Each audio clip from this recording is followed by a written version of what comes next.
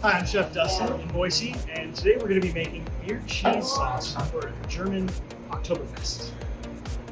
We have some chopped garlic, diced yellow onion, we have our roux to thicken our sauce up, a couple of Coors, blend of Monterey Jack and cheddar here, smoked Gouda. This is our infused heavy cream. Got some thyme, little bay leaf, peppercorn, deliciousness.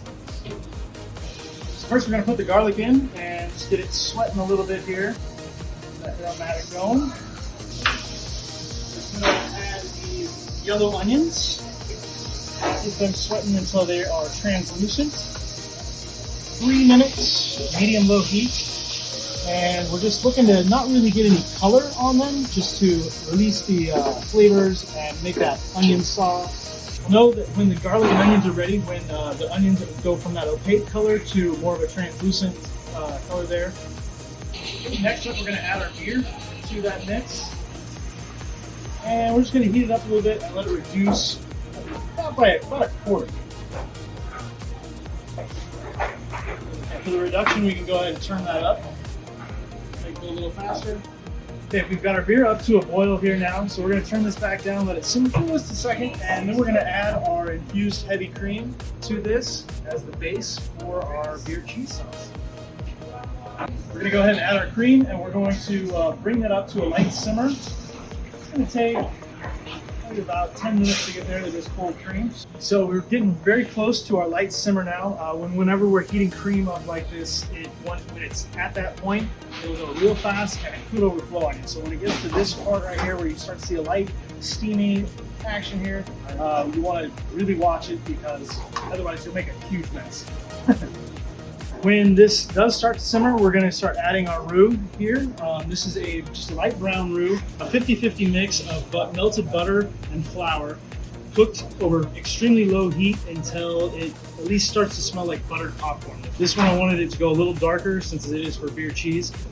Generally, roux is going to be in more of a liquid state. It's going to be more fluid than what it is here. This one's cooled off because you never want to add hot roux to a hot liquid. You'll end up with dumplings and it'll be a grainy texture. So always either cold roux in a hot liquid or cold liquid in a hot roux. So if you're going to do this as your base to start off with, you would have your butter and your flour in the pot cooked. When it got to that color that you were wanting, then you pour the cold cream mixture into that hot roux, and that way it's not going to clump up and turn into little flour dumplings. This way it'll have a nice, smooth consistency when we're all done. All right, here we go. Starting to boil. I'm going to turn this down about halfway so it's just a nice light simmer here. It's already coming up. And we're going to start adding our roux in just a little bit at a time so that it has a chance to break up in there and not clump up anywhere. It's always good idea to break them up into smaller pieces. They're going to work faster.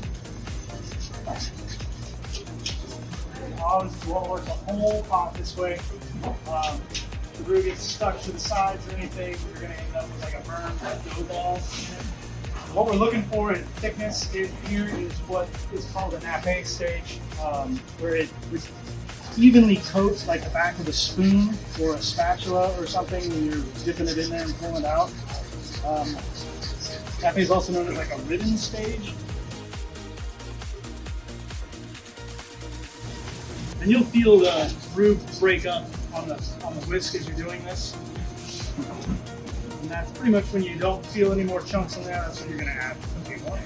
We've got a nice thick base here. You can kind of see how the bubbles are a little bit slower than before, and it's a good sign that we've got a good start on our base. So we're going to start adding the cheese a little at a time. You don't want to add too much at once. It'll cool it off and it just doesn't melt very smoothly. So you want to add it about a quarter at a time. Constantly whisking.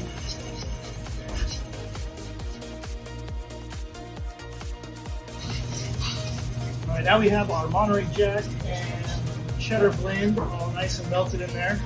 Now we'll add our smoked Gouda and finish this off here. We've got a nice consistency going. And it's starting to turn that nice cheesy color too.